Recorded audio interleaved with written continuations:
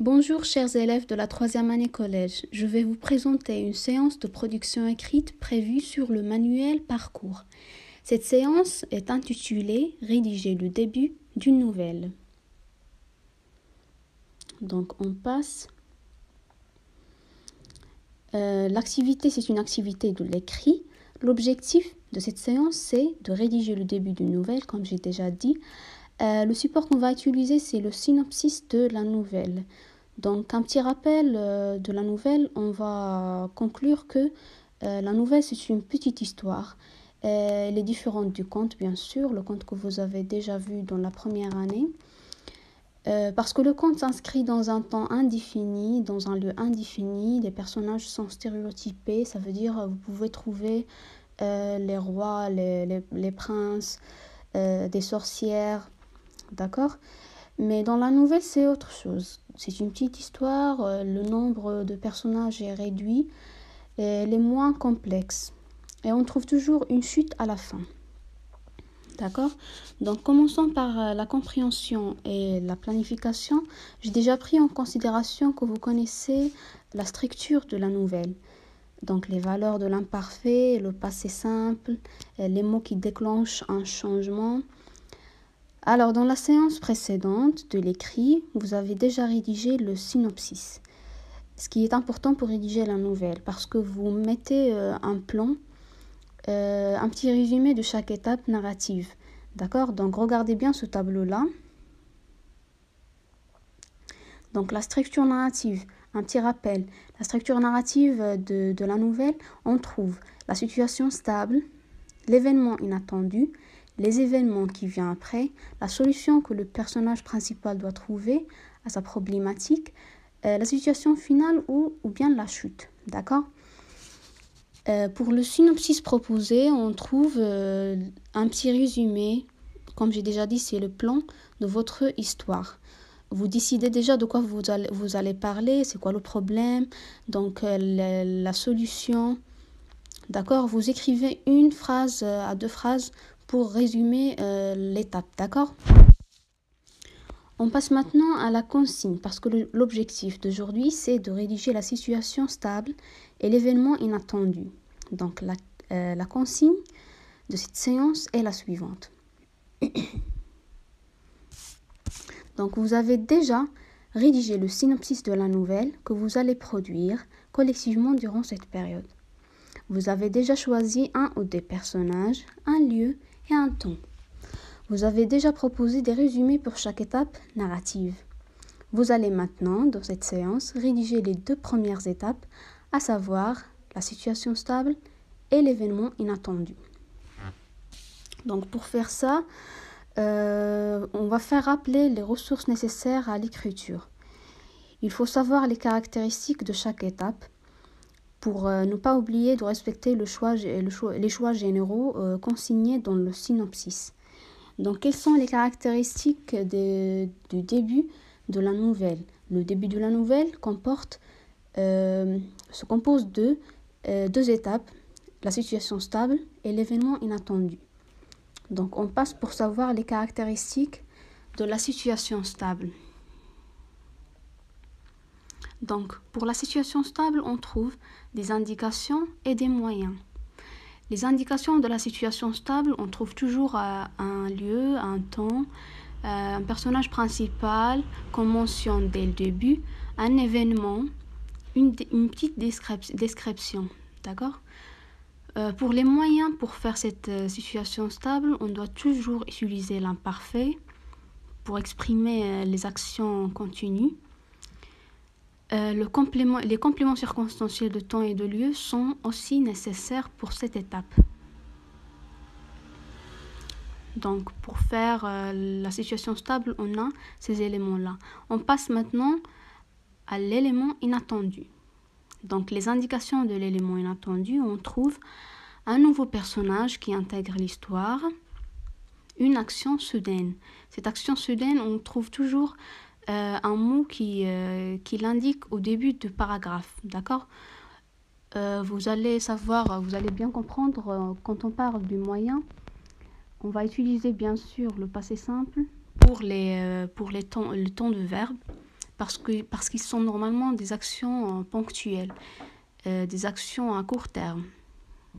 Après, ce que j'ai expliqué dans les indications, l'action soudaine, cette indication de temps, comme par exemple tout à coup, soudain, ce sont des indications, des expressions qu'on trouve au début du paragraphe pour exprimer que on est déjà dans l'élément inattendu. Ça veut dire qu'on a fini l'étape première, c'est la situation stable, et on est rentré dans l'élément inattendu. Donc vous pouvez arrêter la vidéo ici pour écrire votre premier jet, individuellement bien sûr. Après, vous pouvez consulter la grille suivante pour s'auto-évaluer. Pour améliorer votre premier jet, vous devez prendre en considération les critères de la grille que je vais vous montrer afin d'affiner le texte restitué. Donc la grille est la suivante. Vous devez déjà avoir votre texte devant vous et vérifier si vous avez rédigé une situation stable. Donc vous crochez oui ou non. Est-ce que vous avez rédigé un événement inattendu? Est-ce que vous avez utilisé l'indicateur qui déclenche le changement dans l'histoire? Vous avez utilisé l'imparfait et le passé simple selon les étapes du récit. Vous avez choisi un personnage. Vous avez introduit une petite description soit d'un lieu, soit d'un personnage, soit d'un objet. Donc on passe maintenant à produire un exemple de début d'une nouvelle. Je vais vous donner un petit synopsis proposé, mais seulement pour les 2 premières étapes. Donc, on passe. Comme vous pouvez voir, la structure narrative que j'ai dans ce tableau contient la situation stable et l'événement inattendu. Le synopsis proposé pour ces 2 étapes est le suivant. La situation stable, Marie doit livrer une robe à une cliente qui habite dans un quartier sophistiqué à Paris. Donc c'est la situation stable. L'événement inattendu, Marie, cette couturière, croise Madame de Lavigne, une ancienne cliente. Cette dernière la voit et elle se cache d'une manière bizarre. Donc ça c'est le synopsis. Donc c'est mon plan pour écrire le début de la nouvelle. Maintenant je dois écrire le début de la nouvelle. Je dois toujours vérifier si j'ai respecté les critères de la grille d'auto-évaluation, comme vous avez fait tout à l'heure. Donc je vais vous montrer un exemple d'un début d'une nouvelle. Le voilà. Donc la nouvelle est intitulée La robe. Je vais lire le texte, je vais expliquer les couleurs que vous voyez maintenant. Donc, Marie se promenait dans la rue Sainte-Joséphine. C'était dans un quartier riche de Paris. Les maisons de ce quartier étaient très jolies.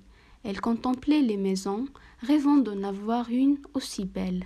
Elle n'allait pas souvent là-bas, mais ce jour-là, elle devait livrer une robe très élégante qu'elle avait passé des heures à coudre dans son atelier. Comme vous pouvez voir maintenant, la situation stable est finie.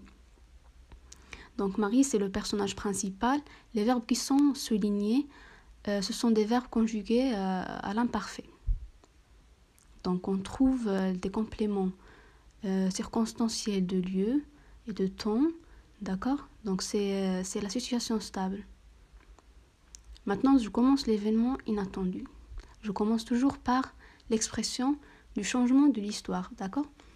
Donc soudain, elle aperçut une femme sortie d'une de ces maisons. Elle reconnut immédiatement la robe qu'elle avait conçue pour Madame de Lavigne. Madame de Lavigne, c'est le deuxième personnage qu'on a intégré. C'était une robe couleur crème. Le corsage cintré en velours mettait en valeur la taille fine de Madame de Lavigne. La jupe bouffante et les manches longues se terminaient par de la dentelle au poignet. Un nœud de satin de la même couleur finissait de garnir cette magnifique robe. Donc ce passage en vert, c'est un passage de description, comme vous pouvez voir. Je continue.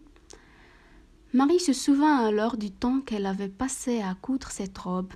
Elle avait imaginé la porter, aller au bal avec. C'était la robe qu'elle avait eu le plus envie de porter de toutes celles qu'elle avait cousues. Mais elle savait que toutes ces robes aux tissus précieux ne pouvaient pas être portées par elle. Elle s'approcha de Madame de Lavigne, qui ne la reconnut pas. Mais, dès que leurs yeux se sont croisés, Madame de Lavigne changea bizarrement son chemin vers sa maison, alors qu'elle continuait de regarder en arrière pour voir si Marie la suivit. Marie ne continua plus son chemin pour livrer la nouvelle robe à sa propriétaire. Elle décida de suivre Madame de Lavigne pour tirer le voile sur ce qu'elle cache. Donc, comme vous pouvez voir, il y a le suspense dans cette histoire. On a envie de savoir qu'est-ce que Madame de Lavigne cache. Donc, c'est le but du début de la nouvelle. Le lecteur doit avoir envie de continuer à lire, d'accord? Vous allez bien sûr continuer les étapes de la structure narrative dans des cours qui vont venir après. Donc, c'est le début de la nouvelle. C'est la leçon du début de la nouvelle. J'espère que vous avez bien compris cette leçon. Et je vais vous dire à très bientôt. Merci pour votre attention et au revoir.